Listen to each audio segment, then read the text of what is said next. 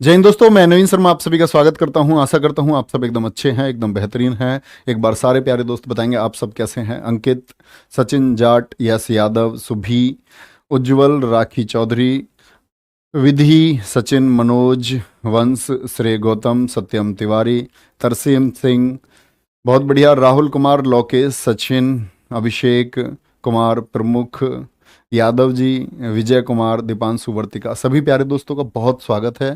प्यारे बच्चे, हम लोग पढ़ रहे थे इतिहास को, और इतिहास को हमने पढ़ना शुरू किया था कहाँ से? आपका मैंने बताया था अरब आक्रमण से। उसके बाद में हमने तुर्क आक्रमण को पढ़ा, और उसके बाद में हम दिल्ली सल्तनत को पढ़ना शुरू कर रहे थे, जिसमें 5 वंश थे। और उन 5 वंशों में से हम पहले वंश किसको? गुलाम वंश को पढ़ रहे थे। ठीक है, इतनी बात सब जानते होंगे।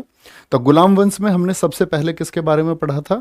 पहला शासक कौन था? कुतुबुद्दीन ऐबक था, जो कब से कब तक था? 1206 से लेकर के और 1210 तक था।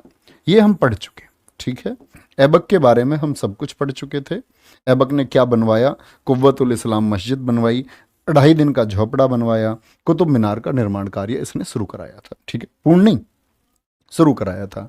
ऐबक को ही गुंबद कला और मेहराब कला का जनक कहते हैं। ऐबक का दरबारी कवि था कौन? हसन निजामी, जिसकी बुक का क्या नाम था? ताजुल ताजुल मासिर बुक का नाम था। ठीक है, ऐबक का मकबरा कहाँ है? लाहौर में है। तो ऐबक के बाद में बात आती है, जब ऐबक की मौत हो जाती है 1210 में, तो ऐबक के बाद गद्दी पर कौन आता है? ऐबक के बाद में गद्दी पर आया आराम शाह, और नाम से ही समझ जाओ इसके एकदम आराम वाला राजा था ये। तो अपना आप लिखना शुरू करेंगे, क्या बोलेंगे?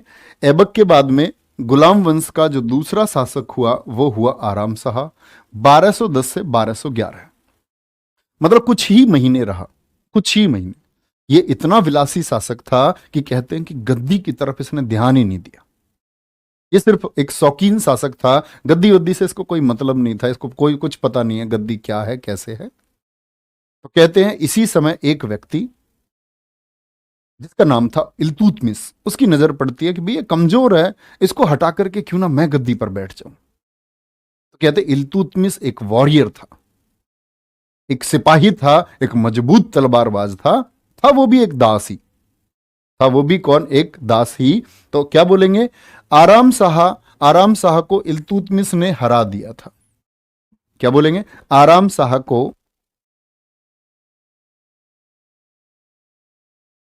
तो गद्दी पर कौन आ गया था इसको हरा करके? आराम शाह को किसने हराया? बोलो भैया फटाफट से। इल्तुतमिश ने हराया। और कहां हराया? कहां हराया? आपका जूड के युद्ध में हरा दिया। जूड एक जगह का नाम है। ठीक है, चलो अब बात आती है भैया आराम शाह कौन है। तो बहुत सारे इतिहासकार तो इसको ऐबक का बोलते हैं कि ऐबक ने इसको गोद लिया था। कुछ लोग कहते हैं ये ऐबक का पुत्र है। इतिहासकारों में बड़ा विभेद है इस बात को लेकर के, लेकिन फिर भी हम इसको क्या कहेंगे? ऐबक का पुत्र ही कहेंगे। ठीक है, क्या बोलेंगे? बात यह है कि पुत्र था नहीं था ये कभी नहीं पूछा जाएगा आपसे। आपसे आपको सिर्फ इतनी बात याद रख लेनी है कि गुलाम वंश का एक शासक आराम शाह एकदम अयोग्य अयोग्य शासक जो है वो साबित हुआ। एक अयोग्य शासक साबित हुआ। ठीक है, कोई दिक्कत? अब देखो ध्यान से, तो ये तो राजा है। अगली बात आती है, कौन आ गया गद्दी पर? इल्तुतमिश आ गया। कौन आ गया? इल्तुतमिश आ गया। और इल्तुतमिश कौन है ये? क्या बोलेंगे? इल्तुतमिश ये ऐबक का गुलाम था। कौन है ये? ऐबक का गुलाम। ऐबक का गुलाम था, और साथ में आप बोल सकते ऐबक का ये दामाद भी था। तो गद्दी पर कौन आ गया आपका? बोलेंगे भी फटाफट से। भैया जी गद्दी पर आ गया हमारा कौन? गद्दी पर आ गया भैया जी कौन आपका? क्या कहेंगे? गद्दी पर आ जाता है आपका इल्तुतमिश। और इल्तुतमिश कौन था? जो ऐबक का गुलाम था। तो यहां एक लाइन लिखी हुई है, इसे गुलाम का गुलाम कहा गया। गुलाम का गुलाम क्यों भैया? देखो, गुलाम का गुलाम इसलिए क्योंकि गोरी का गुलाम कौन था? गोरी का गुलाम था ऐबक। और ऐबक का गुलाम कौन हो गया आपका? इल्तुतमिश हो गया। तो ये कौन हो गया भैया इल्तुतमिश? तो बहुत पूछा जाता है, गुलाम वंश का वह कौन सा शासक था? गुलाम वंश का वह कौन सा शासक था जिसको गुलाम का गुलाम कहा गया? तो कौन है? इल्तुतमिश है। उपाधि मिली इसको अमीर उल उमरा। अब भाई एक दास है, एक नौकर है, ये गद्दी पर बैठते हुए क्या अच्छा लगता है? लोग कल को ये नहीं कहेंगे भाई नौकर गद्दी पर बैठ गया। तो इसको एक उपाधि दी गई अमीर उल उमरा। अमीर उल उमरा का अर्थ होता है ईश्वर की भूमि का रक्षक। हिंदुस्तान की भूमि को किसकी भूमि? भगवान की भूमि कहा गया है। खुद इस्लामिक जो पुस्तकें हैं उन्हीं में कहा गया ईश्वर की भूमि, और इल्तुतमिश को बोला गया ईश्वर की भूमि का रक्षक। तो क्या उपाधि दी गई इसको? अमीर उल उमरा। क्या अर्थ था इसका? ईश्वर की भूमि का रक्षक। ईश्वर की जो जमीन है, जो भूमि है, ईश्वर की भूमि का रक्षक इसको कहा गया। इसके पिता भाई सीधी सी बात है कि ये दरबार से संबंधित नहीं था। ये कौन था? एक गुलाम था। इसके पिता थे ईलम खां। गरीबी में इसके पिता ने इसको बेच दिया गजनी के बाजार में, और गजनी के बाजार में इसका खरीदार था चुस्तक बा। कौन था? चुस्तक बा। कहते हैं कि जब दरबार लगता था, दरबार से भी पहले हम बाजार की बात करेंगे, जब बाजार लगता था गजनी में, अफगानिस्तान में, तो कहते चमक थी इल्तुतमिश के चेहरे पर। इल्तुतमिश के चेहरे पर एक चमक थी और एक शानदार तलवारबाजी था। तो कहते बाजार में जब बेचने के लिए लाया गया इल्तुतमिश को, तो भीड़ लग गई इल्तुतमिश को देखने के लिए। ये इतना शानदार तलवारबाज कौन है? अपनी तलवार चला करके ये दिखा रहा था लोगों को, सुंदर था। तो ये खबर पहुंची किसके पास? ये खबर पहुंची ऐबक के पास में कि भैया बाजार में एक गुलाम आया है जो सुंदर भी है और साथ में तलवारबाज भी अच्छा है। तो ऐबक ने बोला इसको खरीदो। ऐबक ने बोला किससे? उस टाइम गोरी भी था, गोरी भी जिंदा था उस टाइम पे। तो इसको खरीदा गया, लेकिन खरीदा कैसा गया उसकी बड़ी इंटरेस्टिंग कहानी है। दो बाजार थे, गजनी का बाजार जो सबसे बड़ा बाजार था गुलामों को बेचने के लिए। तो गजनी के बाजार में बोली लगी और ऐबक ने बोरी लगाई। गोरी की इच्छा थी, मतलब प्रमुख शासक उस समय गोरी था। ऐबक के द्वारा सूचना भिजवाई गई कि इसको 1000 स्वर्ण दिनारों में खरीद लो। दिनार मतलब कॉइन, गोल्ड कॉइन, स्वर्ण दिनार, सोने की मुद्रा चलती थी उस समय। मैंने आपको बताया था कासिम ने ही क्या चलवाई थी भारत में, एक दिरहम भी चलवाया था उसने। ऐसे ही दिनार का प्रचलन था, सोने की मुद्रा थी। तो 1000 गोल्ड कॉइन में खरीदने की बात हुई, लेकिन जो इसका मालिक था चुस्तकबा, उसने बोला मैं नहीं बेचता भैया, मेरे के तो पैसे कम हैं, मेरे के पैसे ज्यादा लगाओ। ऐसे समझो मोल भाव हो गया। गोरी को बड़ा गुस्सा आया था उस समय, भैया हमें खरीदने के लिए रोक दिया गया, हमें नहीं बेचा। बोला इसकी क्रय और विक्रय, इसके खरीदने और बेचने पर रोक लगा दो। खरीदने बेचने पर रोक लगा दी गई इल्तुतमिश के पर। मतलब इसको अब गजनी के बाजार में बेचा ही नहीं जा सकता था। अब वो बेचारा क्या करता? वो आया कहां पर? घूम करके दूसरा बाजार था दिल्ली का बाजार। दिल्ली का बाजार में इसको आना पड़ा, और दिल्ली के बाजार में तब इसको खरीदा गया ऐबक के द्वारा 1 लाख जीतल में। जीतल भी एक करेंसी थी जो इल्तुतमिश ने चलाई। मैं आज ही उसके बारे में आपको बताऊंगा, ठीक है? कोई दिक्कत? सर 1000 दिनारी तो मलिक काफूर को कहते हैं ना। हाँ, मलिक काफूर को भी 1000 दिनार में ही खरीदा जाएगा जब गुजरात अभियान होगा आपका 1297 में, अलाउद्दीन खिलजी के टाइम पे। विकास सिंह वो उस समय पढ़ रहे होंगे, ठीक है? अब बात आते हैं, तो ये कहने की बात है कि ये पहले एक दास था, इसने बढ़िया काम किया। भाई दास रहते हुए इसने क्या कर लिया? फिर एक बढ़िया काम कर लिया, और एक उपाधि इसको मिली थी सर ए जहांदार। मतलब ये किसका? ऐबक का विश्वास पात्र बन गया। और सर ए जहांदार उपाधि भी किसकी थी? ये उपाधि भी थी इल्तुतमिश की। ये क्या होता है भैया सर ए जहांदार? जो बॉडीगार्ड थे ऐबक के, खुद के अंगरक्षक, हिंदी में बोलते हैं बॉडीगार्ड को अंगरक्षक। आप लोग बॉडीगार्ड सब लोग जानते होंगे, तो बोलेंगे इसके अंगरक्षकों में जो प्रधान था मतलब उस कंपनी की, ऐसे समझो बॉडीगार्ड होते हैं ना पास बहुत सारे, उन बॉडीगार्ड में भी सबसे लीडर कौन था उनका, उसको कहते हैं क्या, क्या बोलेंगे, सर ए जहांदार। तो सर ए जहांदार बना, धीरे धीरे धीरे धीरे बढ़ता गया, और बढ़ते बढ़ते फिर इसने आराम शाह को हरा दिया। ठीक है, इतनी बात याद रखेंगे। अब बात आती है इसने राजधानी कहां बनाई। राजधानी प्यारे बच्चे इसने कहां बनाई थी, राजधानी इसने दिल्ली बनाई। अच्छा बताओ कमेंट सेक्शन में, कमेंट सेक्शन में प्यारे बच्चे बताएंगे आप लोग मुझे कि ऐबक की राजधानी कहां थी। तो आप सब लोगों का जवाब आएगा भैया लाहौर में थी। उसकी सैन्य राजधानी तो थी, लेकिन जो एडमिनिस्ट्रेटिव कैपिटल थी, जो प्रशासनिक राजधानी थी प्रमुख, जैसे उत्तर प्रदेश की लखनऊ में है, जैसे भारत की दिल्ली में है, वो थी उसकी लाहौर। इसने राजधानी कहां बनाई, प्रमुख राजधानी अपनी दिल्ली में। ठीक है, कोई भी दिक्कत भैया। सर कॉइन कितने ग्राम का होता है, हर तरह के ग्राम के थे, ग्रेन में लाते थे, 170 ग्रेन के भी थे, 500 ग्रेन के सिक्के भी चले, 70 ग्रेन के सिक्के भी चले। तो कॉइन फिक्स नहीं होता है प्यारे बच्चे की कितने ग्रेन का वो होता है या कितने ग्राम का होता है। देखो ध्यान से, तो यहां बात आती है, इसने राजधानी क्या बनाई है, दिल्ली।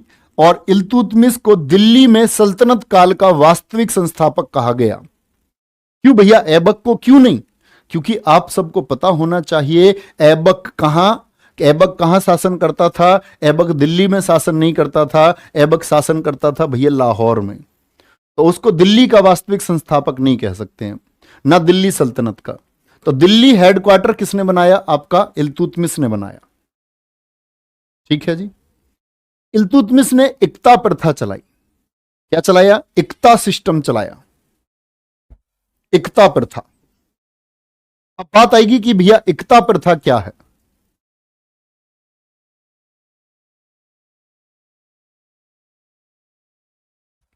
इक्ता प्रथा क्या है, यह महत्वपूर्ण प्रश्न बन जाता है। तो दरअसल में मैं आपको पहले भी बता चुका था शायद, या नहीं बताया, उत्तर भारत में इक्ता की बात थी कि आपका चलाई गई थी पहले। अगर आपसे पूछा जाए, कभी भी प्रश्न आए इक्ता प्रथा किसने चलाई, तो आप लिखेंगे इल्तुतमिश। उत्तर भारत में आपको पहले ही बता चुका हूं, नॉर्थ इंडिया। ठीक है, तो इल्तुतमिश ने इक्ता प्रथा चलाई। इक्ता क्या था, इक्ता दरअसल में एक अरबी शब्द है। क्या है ये, एक अरबी शब्द है, अरबी शब्द जिसका अर्थ होता है भूमि। इक्ता किस भाषा का शब्द है, अरबी भाषा का शब्द है, अरबी भाषा का शब्द है जिसका अर्थ क्या होता है, भूमि होता है। ठीक है जी, और इससे पहले आप क्या बोलेंगे, उत्तर भारत में चालू हो चुकी थी, लेकिन पूरे भारत में यानी दिल्ली की गद्दी पर आकर के किसने पूरे भारत के लिए आदेश दिए, इक्ता प्रथा। तो हमेशा प्रश्न का उत्तर आप लोग इल्तुतमिश बताएंगे। तो मैं आपको बता चुका था इसमें क्या होता था, जमीन का टुकड़ा दिया जाता था सैनिक को, सैलरी नहीं दी जाती थी। बोलते भैया तुम अपनी खेती करो, अपने परिवार का पेट पालो, अपने परिवार का पेट पालो। ठीक है जी, कोई भी दिक्कत, कोई भी परेशानी। चलो आगे देखेंगे। फिर बात आती है, इसने तुर्क ए चहलगानी 40 सरदारों का गठन किया। इसने देखे कि दिल्ली के आसपास प्रभाव किन लोगों का है, ऐसे कौन कौन लोग हैं जिनको लोग फॉलो करते हैं, जिनकी शक्ति बहुत अच्छी है। तो इसने 40 ऐसे लोगों को चिन्हित किया, 40 लोग इसको मिले, तो इसने एक संगठन बनाया तुर्क ए चहलगानी। 40 इंपोर्टेंट लोग उसमें थे, मतलब मजबूत लोगों को इसने एक लीडरशिप दी कि आप मेरे दरबार में क्या है, एक अमीर सरदार हैं। ये शुरुआत में अमीर नहीं थे, शुरुआत में सिर्फ इनका प्रभाव था लोगों पर। जैसे 2-4 लोग आपको भी फॉलो करते होंगे, आपके मोहल्ले पड़ोस में छोटे बच्चे हों चाहे वो, तो हर किसी के होते हैं। इसने ऐसे 40 लोग देखे, 40 लोग, उनको बोला भैया तुम मेरे संरक्षण में रहो, मैं तुमको वो ताकतें दूंगा जो दिल्ली शासन से सीधी मिलती हैं, सीधी मिलती है। तो 40 सरदार ये बहुत अमीर बन गए थे, और इनका दिल्ली पर प्रभाव बहुत ज्यादा हो जाएगा, धीरे धीरे धीरे धीरे ये हर चीज में टांग अड़ाने लग जाएंगे। ये बोलेंगे दिल्ली की गद्दी पर वो रहेगा जिसको 40 सरदार बोलेंगे। आगे देखेंगे, इसने आगरा में न्याय का घंटा लगवाया। बहुत सारा बच्चा इस प्रश्न पर कंफ्यूज होता है, तो कभी भी बच्चे न्याय का घंटा और न्याय की जंजीर में अंतर है। देखो, न्याय की जंजीर जहांगीर लगवाएगा, न्याय की जंजीर ये जहांगीर ने लगवाई थी, ये हम जहांगीर में ही पढ़ेंगे। लेकिन यहां बात है न्याय का घंटा, जंजीर नहीं। न्याय का घंटा किसने लगवाया था? इल्तुतमिश ने लगवाया था। और इल्तुतमिश के समय का इतिहास किस पुस्तक में लिखा गया है? बोलो भैया, इल्तुतमिश के समय का इतिहास किस पुस्तक में लिखा गया है? भैया, यल्दौज जब ऐबक का ससुर था तो गौरी का दामाद कैसे बना? अरे भैया, शादियां हो जाती थी, कोई दिक्कत नहीं है। अकबर ने अपने चाचा की लड़की से शादी कर ली थी, तो वो बात नहीं है कैसे बना, शादी हो गई, बन गया दामाद, बात खत्म। कैसे बना? ठीक है, देखो ध्यान से। तो आगरा में न्याय का घंटा इसने लगवाया, और इल्तुतमिश के समय का जो इतिहास है वो किस पुस्तक में लिखा हुआ है? तारीख ए फिरोज शाही। दिल्ली पुलिस ने ही पूछा हुआ क्वेश्चन है, तारीख ए फिरोज शाही के लेखक कौन है? बर्नी है। क्या बोलेंगे? बर्नी है। सर, आप मेरे चाणक्य हैं और मैं आपका चंद्रगुप्त। मेरे दोस्त, तुम भारत के सम्राट बनोगे। जाओ, मैं तुम्हें आशीर्वाद देता हूं। अमन वाल्मीकि, आ जाओ। क्या बोलेंगे? हाँ, ये इल्तुतमिश का रियल फोटो है। खलीफा से खिलहत प्राप्त करने वाला पहला सुल्तान बना। प्रश्न आना चाहिए। देखो, खलीफा मैं आपको बता चुका, इस्लाम में सर्वोच्च पद बताया गया है, और उस समय जो आपका खलीफा था, इसके समय वो था मुस्तनसिर। ये नोट मत करना, बस आपकी जानकारी के लिए मैं बता रहा हूं। मुस्तनसिर उस समय खलीफा था। तो जो खलीफा है, उस खलीफा से इसने खिलहत प्राप्त करने वाला ये पहला सुल्तान बना। ये खिलहत क्या होता है? खिलहत होता है अपॉइंटमेंट लेटर। जैसे आपकी ज्वाइनिंग होगी तो आपको क्या मिलेगा? एक ज्वाइनिंग लेटर मिलेगा, अपॉइंटमेंट लेटर, नियुक्ति के लिए। तो इसने बोला दिल्ली की गद्दी पर जो वैधानिक सुल्तान है, जो ऑफिशियल सुल्तान है खलीफा की तरफ से, वो पहला भी कौन बना था? आपका इल्तुतमिश बना था। इसीलिए इल्तुतमिश को कहा गया दिल्ली का वास्तविक संस्थापक। दिल्ली में किसका? सल्तनत काल का। समझ गए बात? इतनी आसान सी बातें हैं, और इन सब से भर भर के प्रश्न पूछे जाते हैं। ठीक है जी। गुलाम का गुलाम, उपाधि अमीरुल अमरा, ताकि दास इसका जो टाइटल था वो हटाया जा सके। ठीक है। पिता इसके इलम खां थे, राजधानी इन्होंने दिल्ली बनाई। इल्तुतमिश को सल्तनत काल का वास्तविक संस्थापक क्यों कहा जाता है, ये मैं आपको बता चुका हूं। इल्तुतमिश ने इक्ता प्रथा चलाई थी, जिसमें जमीन का टुकड़ा दिया जाता था। तुर्क के चहलगानी 40 सरदारों का गठन इसने किया। ठीक है, चलो भाई। इल्तुतमिश के समय का इतिहास जो है वो किसमें लिखा गया है? आपका तारीख ए फिरोज शाही पुस्तक में लिखा गया है, और जिसके लेखक कौन है? लेखक हैं बर्नी। भारत में पहला सुल्तान जिसने खलीफा से खिलहत प्राप्त की, यानी कि आपका ऑफिशियल हुआ खलीफा की तरफ से, वो कौन हुआ? अब से पहले खलीफा ने भेजे थे लोग, लेकिन किसी को ज्वाइनिंग लेटर नहीं दिया, ऐसा समझो। ज्वाइनिंग लेटर इसको दिया गया। ठीक है। ऋषभ सिंह खैरवार, सर जी मैं आगरा से हूं। बहुत बढ़िया भाई, अच्छी बात है। चलो आगे आते हैं, इल्तुतमिश के बारे में क्या है।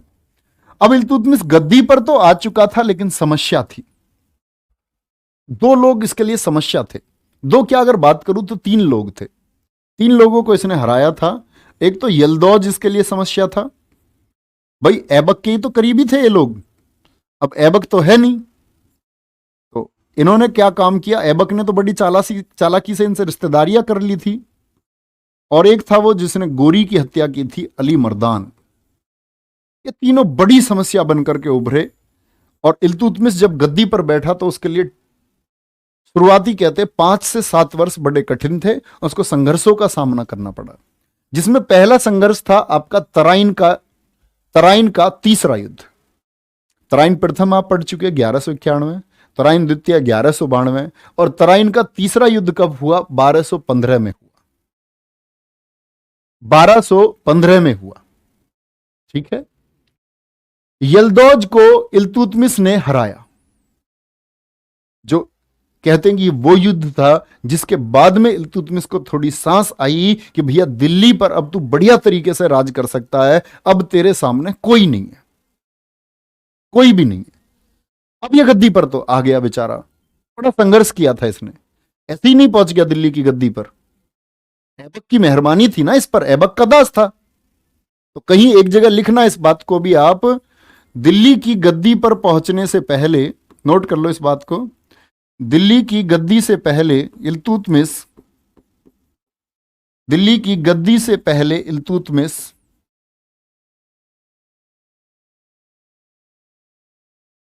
बदायूं का गवर्नर था। यानी बदायूं की इक्ता इसको मिली थी। बदायूं उत्तर प्रदेश में पड़ता है, बदायूं का गवर्नर था ये। बदायूं जो उस समय सबसे मजबूत इक्ता, सबसे मजबूत जमीन का हिस्सा माना गया, यानी सबसे सारी इक्ताओं में सबसे मजबूत कौन थी, वो सबसे इंपॉर्टेंट माना जाता था उत्तर प्रदेश का बदायूं का गवर्नर, और ये बदायूं का गवर्नर था। बड़ा संघर्ष इसने किया अपनी गद्दी को बचाने के लिए। अब बात आती है तराइन के तीसरे युद्ध को भी ये जीत गया, और फिर इसने इसके बाद में किसको हराया था, कुबाचा को हराया था लाहौर के पास में, और फिर अली मर्दान को भी इसने हराया था लाहौर के ही पास में। यानी फ्री हो गया ये भैया एकदम। यहां दो करेंसी आती हैं इल्तुतमिश की, दो करेंसी उसने जारी की थी। दो करेंसी कौन कौन सी, आपका जीतल और टका। जीतल और टका, जो ये जीतल है तो परीक्षाओं में बार बार पूछा जाता है, जीतल मुद्रा किस धातु की बनी हुई थी, तांबे की। टंका इसने एक मुद्रा चलाई, वो किस धातु की बनी हुई थी, सिल्वर की, यानी ये कॉपर की। जीतल किसकी थी, कॉपर की। और आपका प्यारे दोस्त चांदी की, सिल्वर की क्या थी, आपकी टंका थी, सिल्वर की, मेड बाय सिल्वर। ठीक है, अच्छा अब बात आती है ये मुद्रा कितने ग्रेन की थी, तो ये ग्रेन में थी 175 ग्रेन। एक यूनिट थी सिक्कों का वजन मापने की, क्या, ग्रेन। कितने ग्रेन की थी, 175 ग्रेन। 175 ग्रेन ये सिक्के का वजन मापने के लिए सल्तनत काल में एक इकाई थी, मुगल काल में भी यही चली। तो ग्रेन का मतलब क्या होता है भैया, सिक्के का हम बार बार पढ़ते हैं पुस्तकों में। दरअसल में 175 जो है लगभग 11 ग्राम के बराबर है, 11 ग्राम के। तो मुझे बताओ 1 ग्राम में कितने ग्रेन हो जाएंगे लगभग,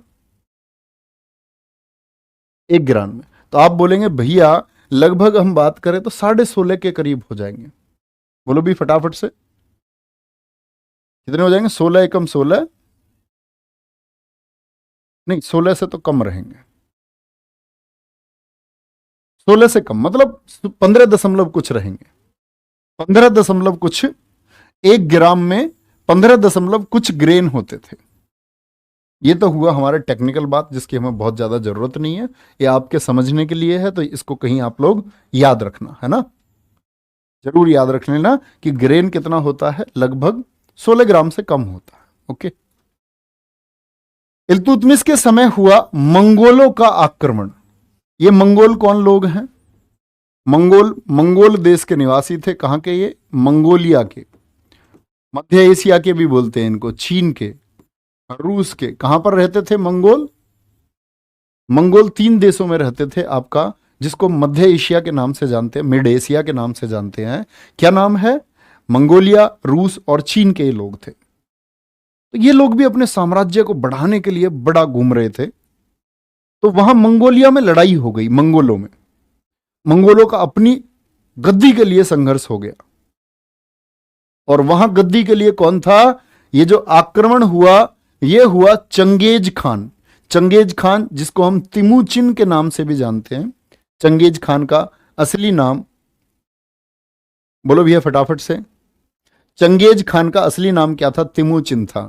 सर गोरी को अली मर्दान ने मारा था, बिल्कुल मारा था, अली मर्दान ने ही मारा था। चलो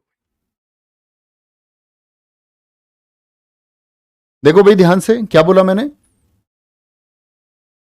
सर खाकी बैच के नोट्स बना रखे हैं क्या, दोबारा भी बनाए बच्चे, मैंने बताया एडिशनल कुछ लगता है उन्हीं पर ऐड कर लो। कोई भी नोट्स आपके पास है, कुछ भी करेक्शन करने, पुराने नोट्स हैं उसमें कर लो, किताब आपके पास है उसमें लिख लो, ऐसे कहीं भी कर लो, वो आपकी मर्जी है। तो किसने किया था ये आक्रमण? चंगेज खान के नेतृत्व में हुआ। क्या ये आक्रमण सच में हुआ था जैसा किताबों में लिखा रहता है? तो आप लोग बोलना, दरअसल में ये परीक्षा में पूछा गया क्वेश्चन है एसएससी द्वारा ही, लेकिन आप लोग बोलना ये आक्रमण पूरा कामयाब नहीं हो पाया था। इल्तुतमिश ने बड़ी समझदारी ली थी इसमें, क्योंकि चंगेज खान का जो मुकाबला था वो मुकाबला था आपका किससे? उसका मुकाबला था जलालुद्दीन से। और वो जलालुद्दीन, उसको दिख गया भैया चंगेज खान तुझे मारेगा, तो वो जलालुद्दीन मंगोलिया से भाग करके तुगलुक तुगलुक तुगलुक तुगलुक भारत की सीमाओं पर आ गया। किसी ने बताया भैया इल्तुतमिश के यहां चला जा, वो तुझे बचा लेगा चंगेज खान से। भागते भागते आए इल्तुतमिश के पास में, बोला इल्तुतमिश भैया मुझे बचा लो, चंगेज खान मुझे जान से मार देगा। इल्तुतमिश ने कही भाई ये क्या आफत है? अरे भैया मान न मान तू मेरा मेहमान, कौन है भैया तू, क्या है? उसने बताई भैया वहां ऐसे समस्या चल रही है मध्य एशिया में। बोला भाई इस आफत को काटो, ये तो हमें मरवाएगा। चंगेज खान एक बड़ा नाम, ये 3 नाम बड़े प्रसिद्ध है इतिहास में, चंगेज खान, तैमूर लंग और सिकंदर। ये बड़े नाम, ये 3 लोग ऐसे थे जिन्होंने सपना देखा था दुनिया को जीतने का। अब सिकंदर के नाम पर कोई भी डर जाता था, भैया लड़ना ही नहीं है, लेकिन भारत के वीर थे। राजा पुरु लड़े थे सिकंदर से, मैं आपको पढ़ाऊंगा मौर्य काल में, ठीक है? समझ रहे हो इस बात को? तो इसने क्या किया भैया, इस आफत को काटो जलालुद्दीन को, उसकी गर्दन वहीं कटवा दी। जलालुद्दीन को वहीं काट दिया, और जलालुद्दीन के पीछे जो सेना आ रही थी उसको बोला भैया इसकी डेड बॉडी पहुंचाओ रे जल्दी, इसकी डेड बॉडी पहुंचाओ, वो आ रहे हैं, हमको लड़ना पड़ेगा, लेना एक ना देना दो, हम क्यों लड़े भैया, इनकी आपस की समस्या। तो इसकी डेड बॉडी भेज दी गई, डेड बॉडी इसकी भेज दी गई उस सेना को। तो वो लोग कहते हैं कि वापस लौट गए, वो आक्रमण हुआ ही नहीं था। लेकिन इसी को किताबों में बहुत जगह दर्ज करा गया है कि मंगोल आक्रमण कब हुआ? इल्तुतमिश के समय हुआ, 1221 में। चलो, मकबरा शैली का जनक किसको माना जाता है? जैसे मैंने आपको पीछे 2 कलाई बताई थी, आपको याद होगा, गुंबद कला और मेहराब कला, वो किसकी थी? वो आपका ऐबक की थी। मकबरा शैली का जनक किसको कहा जाता है? मकबरा मतलब मैं आपको बता चुका, टॉम समाधि, जहां पर इन लोगों को दफनाया जाता था, वहां पर कोई स्ट्रक्चर बना देना। तो मकबरा शैली का जनक मैं आपको दिखा देता हूं कैसा मकबरा था। दरअसल में जो पहला मकबरा बना भारत के इतिहास का, यह है सुल्तानगढ़ी का मकबरा। लिख लेना, क्या है ये? भारत का पहला मकबरा है, भारत का पहला मकबरा है सुल्तानगढ़ी का मकबरा। कहां स्थित है ये? सुल्तानगढ़ी का मकबरा दिल्ली में स्थित है। कहां स्थित है? दिल्ली में। इल्तुतमिश ने अपने बड़े बेटे महमूद की याद में बनाया था। जाहिद खान कह रहे सर पगलू कह दो एक बार। अरे तुम मेरे दिल के करीब है यार, हैं क्यों पागल बनना चाहते हो तुम? पगलू मैं उसको कहता हूं जो ऐसी मतलब फालतू की बातें, बिना सिर पैर की बातें करता है। इल्तुतमिश ने बड़े बेटे महमूद की याद में बनवाया। मैं आपको दिखा देता हूं क्या होता है मकबरा। देखो बढ़िया स्ट्रक्चर बनवाते थे, मतलब डेड बॉडी के ऊपर भी। ये देखो, ये सुल्तानगढ़ी का मकबरा है, ये इसमें बीच में है भैया, यहां दफन है। तो ये जो मकबरा बनवाया सुल्तानगढ़ी का मकबरा, ठीक है, देखो ये घूम रहे, ये तुम ही हो जो देख रहे हो तुम। तो ये सुल्तानगढ़ी का मकबरा, यानी कि पहला मकबरा था। इसीलिए मकबरा शैली का जनक किसको कहा गया? कि भाई मकबरे बनवाने किसने शुरू करे थे? वो भारत में इल्तुतमिश ने। ठीक है, कौन सा मकबरा बना? सुल्तानगढ़ी का मकबरा। ठीक है, टकसाल का नाम सिक्कों पर लिखवाया कि भैया कौन सी टकसाल के हैं। आज आप सिक्के देखते हैं, कॉइन्स देखे ना आपने, 1 रुपए का सिक्का, 2 रुपए का सिक्का, जैसे मैं आपको अभी दिखाता हूं, ये देखना ध्यान से। बताया मैंने पहले तो, अगर आप जीएस की क्लास पढ़ते होंगे 3 बजे, कई बार मैंने जिक्र किया है। कॉइन ले लेते हैं, एक 2 रुपए का कॉइन, ठीक है, किसी का भी ले लो, 1 रुपए का ले लो, ऐसा नहीं है 2 रुपए का लेना आपको। ये रहा भैया, 1 रुपए का आ गया, लो पुराना वाला ये तुमने इससे चीज ही खाई है, पता नहीं, नहीं हमने तो भैया इससे चीज खाई है। ये देखो, आप इस रुपए को देखो ध्यान से, और यहां देखना एक 1982 के नीचे एक गोल मार्क बना हुआ है। 1982 के नीचे आप कोई भी सिक्का अगर उठाएंगे तो एक गोल मार्क बना हुआ है, और सब पर गोल नहीं होता, किसी किसी पर ये डायमंड रहता है, किसी किसी पर होता ही नहीं है। तो भारत में आज 4 टकसाल है। भारत में जो कॉइन्स बनते हैं आज के टाइम में वो 4 जगह, जैसे हमारे यहाँ एक नोएडा में टकसाल है, नोएडा में बनते हैं, मुंबई में बनते हैं, आपका हैदराबाद में सिक्के बनते हैं। तो ये सिक्कों की पहचान है। क्या है ये? सिक्कों की पहचान है। मुंबई में सिक्के बनते हैं, तो ये एक पहचान है। तो इसने भी टकसाल का क्या बताया था? टकसाल बोलते हैं किसको? मिंट को, जहां सिक्के ढाले जाते हैं। टकसाल क्या होती है? जहां सिक्के बनाए जाते हैं। ठीक है जी। अंकिता यादव जी बहुत थैंक यू, दिल से धन्यवाद। विनोद नाना जी कह रहे हैं सर बहुत बढ़िया, आपसे हिस्ट्री पढ़ने का मजा अलग है। पिंकू सहारू कह रही हैं साहू, लाइफ में पहली बार इतनी अच्छी हिस्ट्री पढ़ी है हमने, बहुत बढ़िया, thank you. Bhavna Sharma sir आप बहुत अच्छा पढ़ाते, थैंक यू। ये देखो, ठीक है, एक की 4 टॉफी आती है जी, हाँ वही है ये, वही एक है बेटा। अब 4 टॉफी का जमाना चला गया, अब तो एक की एक आने लगी है। चलो भाई, तो इसे टकसाल बनवाई, टकसाल पर ये लिखवाता था। ठीक है। आकाश कह रहे हैं सुल्तानगढ़ी का मकबरा किसकी याद में बनाया गया? बेटा लिखा हुआ देखो ध्यान से, अपने बेटे महमूद की याद में बनाया था। चलो भाई, अतारकीन का दरवाजा इसने बनवाया, कहां बनवाया? जोधपुर में। क्या बोलोगे? अतारकीन का दरवाजा कहां बनवाया इसने? जोधपुर की जगह इसको अगर हम नागौर लिखें तो ज्यादा अच्छा है। नागौर लिख लेना आप इसको, नागौर राजस्थान, नागौर लिखना भैया। आपको दिखा देता हूं अतारकीन का दरवाजा। अतारकीन का दरवाजा किसने बनवाया था? इल्तुतमिश ने बनवाया था। ठीक है जी, कोई परेशानी? अतारकीन का दरवाजा बनवाया किसने? इल्तुतमिश ने बनवाया था। कोई भी दिक्कत भाई, इस परेशानी? छोटी सी बात है, नोट कर चुके? थम्स अप तो कर दिया करो भैया जी, मैंने आपको बताया था, थम्स अप कर दिया करो। ठीक है, मानसी सिंह जी बहुत बढ़िया, थैंक यू। अतारकीन का दरवाजा किसने बनवाया? आपसे पूछा जाएगा, अतारकीन का दरवाजा किसने बनवाया था? इल्तुतमिश ने। बोलो मेरी चॉइस ठीक थी ना पीडीएफ से पढ़ने की? आया ना मजा? अब आप बात आएंगे यहां पर, बहुत अच्छा क्वेश्चन पूछा है एक बच्चे प्रिंस ने, कह रहे समसी वंश क्या है? देखो समसी क्या था, समसी मैं आपको बता देता हूं। समसी जाति थी, मैंने बताया ना, इल्तुतमिश के पिता का नाम ईलम खां था, जो किस जाति से? समसी जाति से थी। इल्तुतमिश को कहा गया समसी वंश का शासक। नोट कर लेना भाई इसको भी, इल्तुतमिश को समसी वंश का शासक माना गया है। इल्तुतमिश का संबंध बताते हैं, गुलाम वंश से तो है ही है, तो जहां इसका जन्म हुआ था वो किस जाति से था? समसी जाति से था।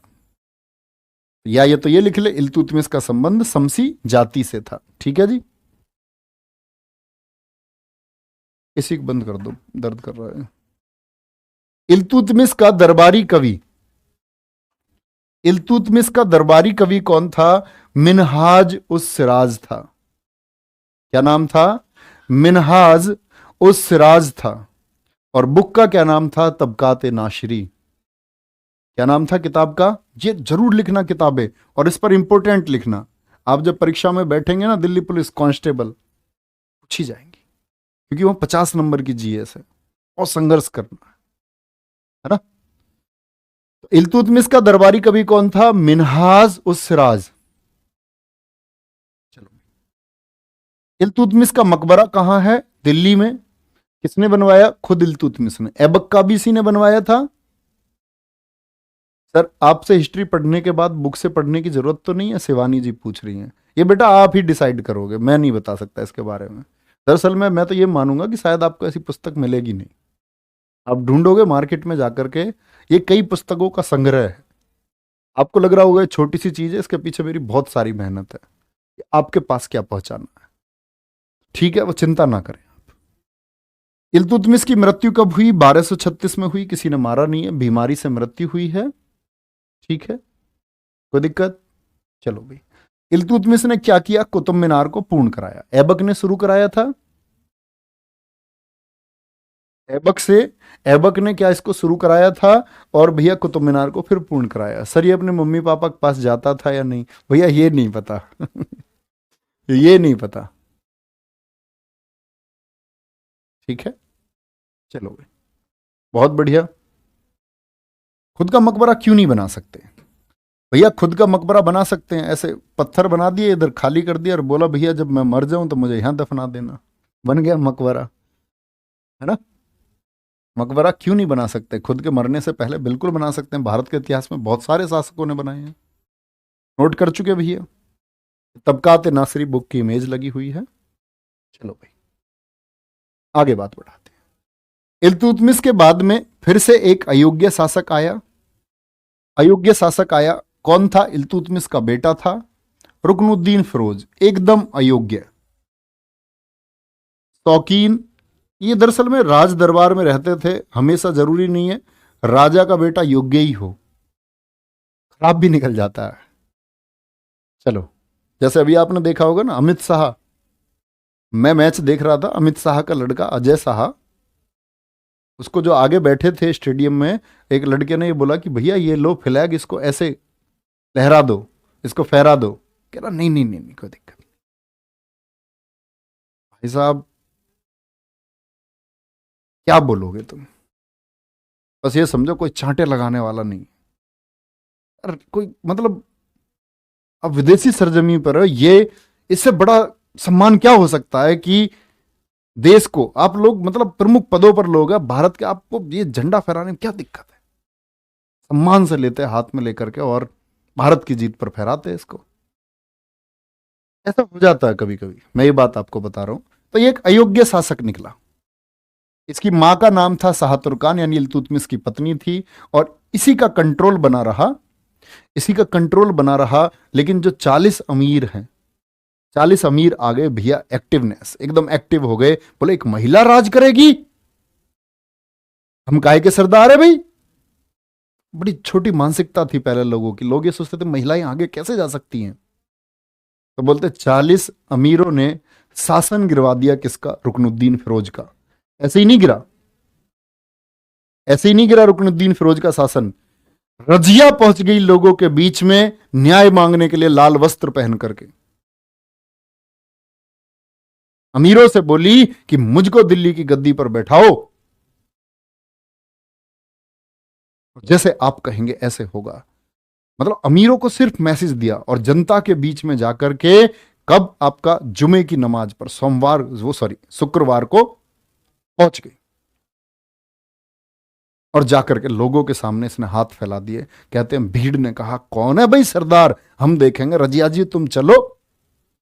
रजिया आगे आगे, भीड़ पीछे पीछे रजिया के, सारी भीड़ रजिया के पीछे चल दी। रजिया ने इतना शानदार भाषण वहां दिया। तो रुकनुद्दीन फिरोज को गद्दी से हटा करके गद्दी पर कौन आ गई? रजिया सुल्तान, तुर्की इतिहास की पहली मुस्लिम शासिका। 1236 से 1200, 1236 से 1240। और सबसे इंपॉर्टेंट बात पता है क्या है? सबसे इंपॉर्टेंट बात, गद्दी पर रही 3 साल 6 महीने और 6 दिन। 3 साल 6 महीने और 6 दिन। अब गद्दी मिल गई, भीड़ पीछे थी, अमीरों ने एकदम से घुटने टिका दिए, बोले बेटा भीड़ के सामने कुछ मत कहना, मार देगी जान से। तो इल्तुतमिश की ये बेटी, क्या बोलेंगे? इल्तुतमिश की ये बेटी अपने अपने भाई की जगह आ गई, हटा दिया उसको। तो ये कौन थी? इल्तुतमिश की बेटी थी, इल्तुतमिश की बेटी थी। पर्दा प्रथा को त्यागा, बोली ये बुर्का मैं नहीं पहनूंगी, और कैसे एक नए गेटअप में आए आप देख सकते हैं, बहुत सुंदर थी। और मैं पूरे इतिहास में बहुत सारे लोगों को सुंदर बताऊंगा, आप ये मत पूछना कभी भैया तुम्हें कैसे पता, ठीक है?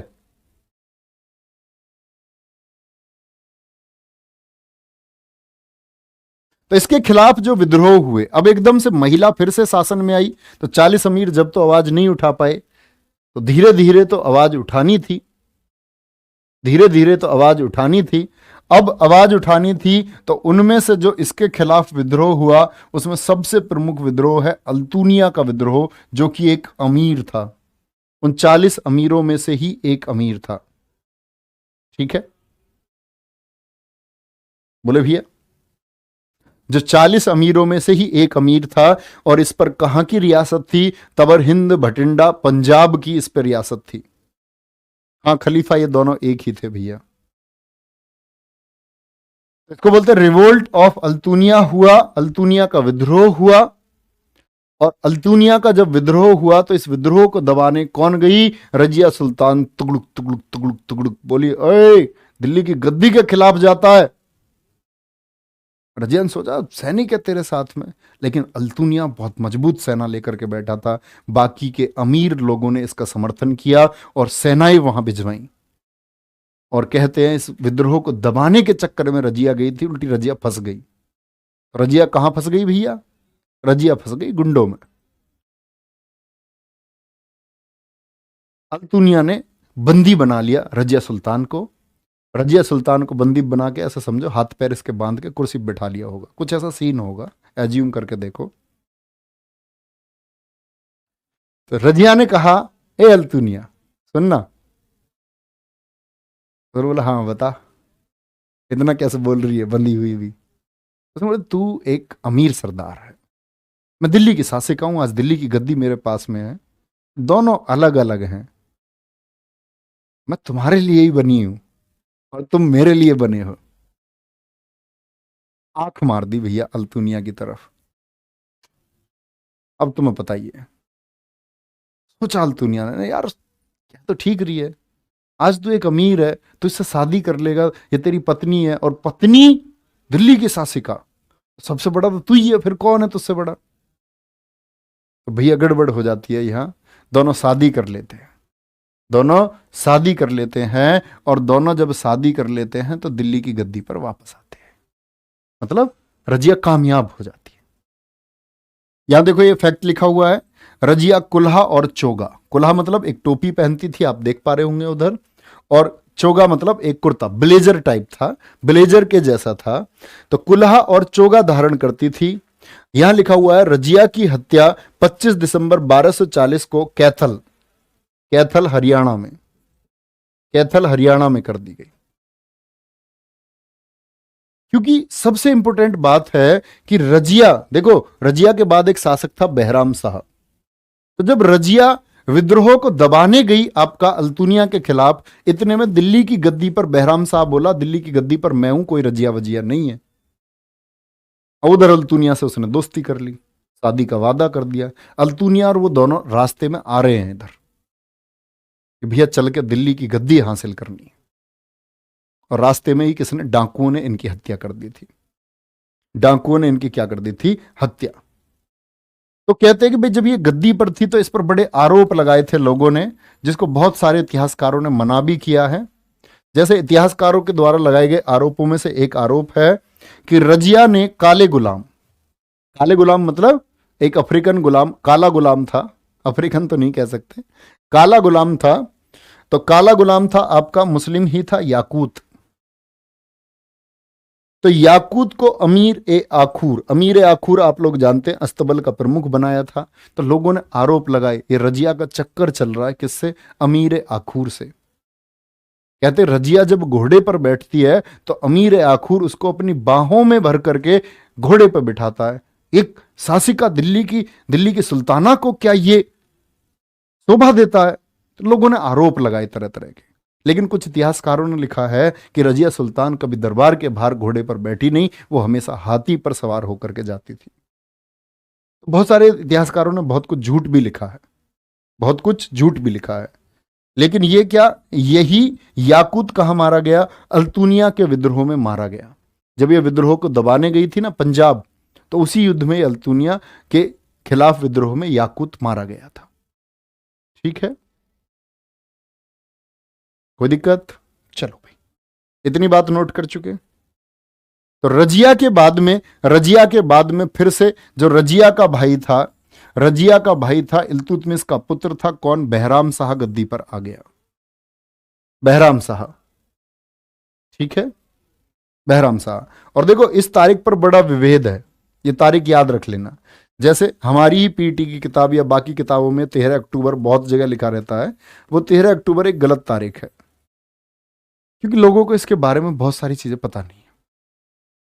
ठीक है, ये बात याद रख लेना। सही तिथि क्या है इसकी? 25 दिसंबर है। 13 अक्टूबर एक गलत तिथि है, क्योंकि लोगों को कई जगह इसकी बोलते भाई टोंक राजस्थान में इसका मकबरा है रजिया का, कुछ लोग कहते हैं दिल्ली का बाबुली खाना जो चांदनी चौक से है पतली गलियों में अंदर जा करके वहां भी बना रखा है, उसे मैंने देख के आया खुद। उन्होंने वहां भी बोल रखा है कि यहाँ किसका? रजिया का। रजिया का क्या है, क्या बोलेंगे कि यहां दफनाया गया था रजिया को, मकबरा है। ठीक है जी, चलो मैं क्या मानता हूं, मैं तो मानता हूं कि हाँ ऐसा कुछ रहा होगा, चक्कर होगा याकूत से, क्योंकि लेखक जो हुए होंगे, लेखक हमेशा अपने को सपोर्ट करते हैं। आप नहीं देखते भारत के राजाओं को इन्होंने कितना छोटा दिखाने का प्रयास किया है, तो झूठे लेखक मैं तो मानता हूं। लेकिन क्या सब कुछ झूठ लिखा होगा तो फिर पढ़े क्या? तो अभी जिसको बाकी इतिहासकार मानते हैं वो हमको पढ़ना होगा। भारत के इतिहासकार भी तो हुए जिन्होंने रिसर्च की है अपनी और जिन्होंने माना है। चलो, बहराम शाह आ गया, और बहराम शाह गद्दी पर जब आया तो पहली बार इसने एक पद बनाया, नायाब ए मुमलिकात। नायाब ए मुमलिकात। सर मजा आता है, 2 घंटे पढ़ाया करो प्लीज। हाँ जरूर और क्लास नहीं होती मेरी। उसने अपना नायाब ए मुमलिकात, नायाब ए मुमलिकात क्या है? एक पोस्ट थी। नायाब ए मुमलिकात का मतलब था सभी विभागों का प्रमुख, जितने भी डिपार्टमेंट्स थे सभी विभागों का प्रमुख, यानी कि सब सारे डिपार्टमेंट में सबसे चीफ। यानी कहते हैं दिल्ली की गद्दी पर जो सुल्तान था उसके बाद में दूसरा पद बना दिया गया। जैसे वो खुद तो हो गया आपका, ऐसे समझो प्रधानमंत्री, और गृह मंत्री बना दिया किसको? एतगीन को। एलगीन नहीं, एतगीन है, एतगीन। एतगीन को बना दिया। सर आप पढ़ा किस किताब से रहे हैं प्लीज बताएं। आपका अगर मैं सोर्स बोलूं तो सबसे अच्छा सोर्स है एस के पांडे, मध्यकालीन इतिहास के लिए। मेरी फेवरेट बुक है मध्यकालीन इतिहास के लिए।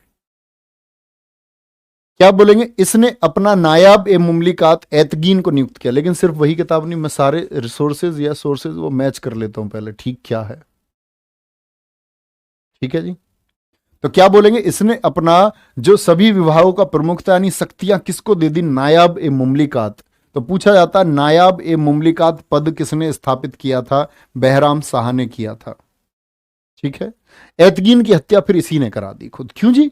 खुद ही बनाया, खुद ही हत्या करा दी। हाँ, एतगीन के पास जब ताकत आई तो कहते हैं कि ताकत जब व्यक्ति के पास आती है हर व्यक्ति उसे ठीक तरीके से संचालित नहीं कर पाता है। किसी को भी ताकत मिल जाए तो कहने देते भैया पैसा आ गया, आदमी पागल हो गया, बोरा गया है। तो ये बोरा गया, इसलिए तो मैं भी तो शक्तिशाली हूं। तो खुद के अपने जहां ये रहता था उसके अपने महल के आगे, अब महल नहीं मतलब अपने घर के आगे इसने हाथी खड़े कर दिए अपने दरवाजे पर। अब दरवाजे पर हाथी खड़े कर दिए तो भैया जो सुल्तान का हक था, जो सिर्फ राजा करते थे, तो भैया लोगों ने बताया बना ले इसको, दे दे इसको और पावर। तो एक क्या कर रहा है, खुद को ऐसे दिखाता है जैसे कोई सुल्तान हो। ठीक है, तो भैया एतगीन की हत्या फिर इसने करा दी। फिर से भारत पर आक्रमण हुआ 1241 में, जिसको विफल किया था बहराम शाह ने। और वो किसके नेतृत्व में हुआ था? तैयर बोलते हैं या तैयर बोलते हैं। जैसे 1221 में चंगेज खान था ना, ऐसे ही फिर मंगोलों का नेता कौन बन गया था? आपका तैयर बन गया था। बोलेंगे फटाफट से, तैयर बनता है। कोई दिक्कत? सर इतिहासकार कैसे बनते हैं? तुम्हें बनना है, सारा इतिहास पढ़ो फिर देखो अपनी दृष्टि से क्या सही है, सही फैक्ट्स फिर आप पहुंचाओ लोगों तक, आप बन जाएंगे। इतनी बात में कोई दिक्कत भी? बहराम शाह किसके बाद शासक था? बहराम शाह किसके बाद में शासक था? तो ये छठा शासक हो गया। तो पहले कौन हुआ शासक? बोलो एक बार अपनी कॉपी में देख के नोट कर लो कितने शासक हो चुके हैं। 6 शासक हो चुके हैं। पहले कौन? ऐबक था आपका। ऐबक के बाद में आराम शाह, आराम शाह के बाद में आपका इल्तुतमिश आ गया। इल्तुतमिश 36 में रहा। 36 में उसके बाद में कौन आया, आपका कमेंट सेक्शन में बोलेंगे। कितने लोग हम पढ़ चुके अब तक? देखो, मैंने आपको बताया गुलाम वंश गोरी किससे, ऐबक से शुरू हुआ। ऐबक के बाद में आराम शाह आया। आराम शाह के बाद में इल्तुतमिश आया। इल्तुतमिश के बाद में कौन आया? इल्तुतमिश के बाद गद्दी पर फिरोज आ गया। फिरोज के बाद में रजिया आ गई, और रजिया के बाद में बहराम शाह आ गया। ठीक है, और फिर बात करेंगे। तो एक बार एक परीक्षा में, नेट परीक्षा में पूछा गया है, रजिया सुल्तान से पहले और बाद में बनने वाले शासक कौन थे? तो आप क्या बोलेंगे? फिरोज था आपका, और बाद में कौन बना था? बहराम शाह बना था। बहराम शाह के बाद में कौन बना था? आपका मसूद शाह बना था। मसूद शाह,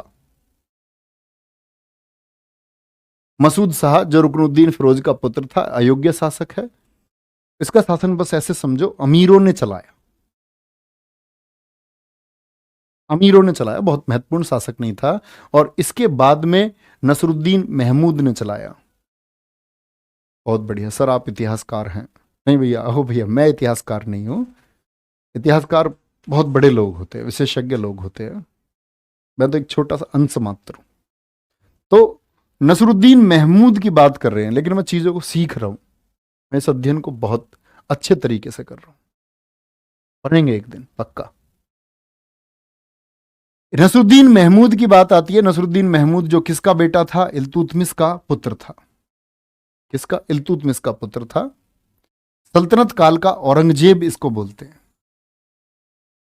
औरंगजेब क्यों बोल रहे हैं भैया?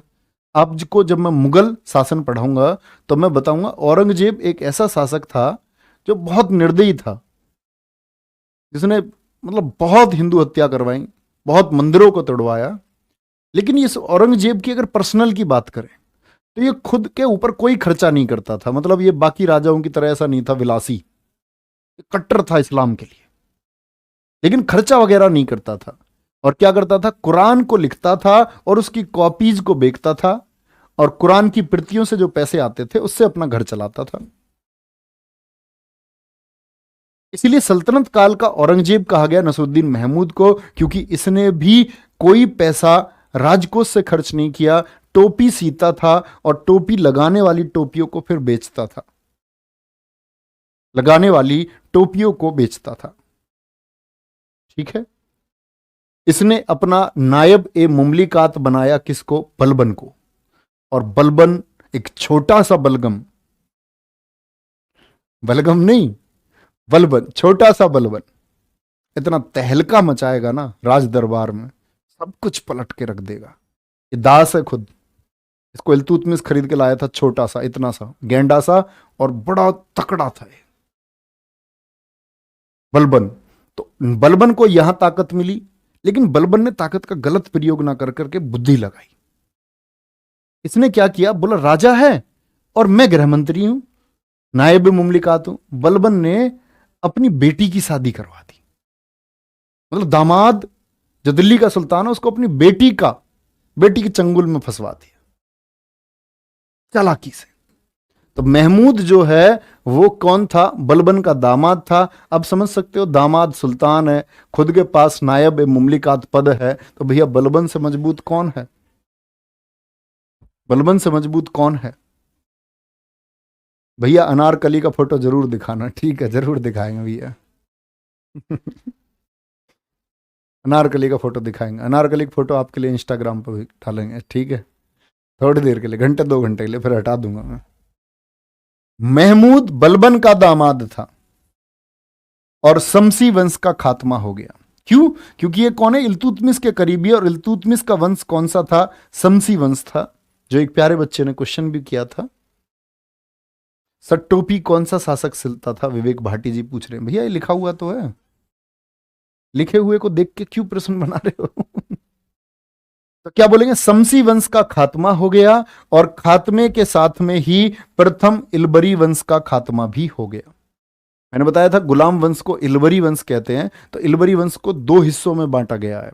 एक तो प्रथम इलबरी वंश, और प्रथम इलबरी वंश कहां तक है? महमूद तक 1266 में। और जैसे ही आपका बलबन गद्दी पर बैठेगा, बलबन गद्दी पर बैठेगा, बलबन गद्दी पर बैठेगा। सर इल्तुतमिश के कितने बेटे थे? 3 बेटे, तीनों के नाम मैंने आपको बता दिए हैं। 3 बेटे थे इसके, तीनों के नाम मैंने आपको बता दिए हैं। ठीक है, चलो तो क्या बोलेंगे, बोलो भैया फटाफट से। टोपी सीकर जीवन व्यतीत करता था नायब मुमलिकात, इसने किसको बनाया? बलबन को बनाया। और शमसी वंश का यहां दी एंड हो गया। भैया जो इल्तुतमिश है उसके वंशज खत्म हो गए। सर सबसे पहला क्या कह रहे हैं, बता तो दिया, गुलाम वंश में इल्तुतमिश के समय पर हुआ था सबसे पहले मंगोल आक्रमण। ओके चलो भाई आगे चलेंगे, और कल की क्लास हमारी शुरू होगी बलबन से। जबरदस्त किस्से हैं बलबन के अपने। आज भी, आज जहां बलबन को दफनाया गया है दिल्ली में, भारत सरकार ने बोर्ड लगा रखा है, शाम के बाद कोई ना जाए। कहते बलबन की आत्मा अब भी बाहर आ जाती है। इसके बारे में जानेंगे क्या है सच क्या नहीं है। ठीक है सर, मतलब हम प्यारे बच्चे नहीं हैं? अरे क्यों नहीं है मौनी, तुम सबसे प्यारे बच्चे हो, सारे प्यारे बच्चे हो। कल से बलबन के बारे में पढ़ेंगे, आज की क्लास यहीं तक थी।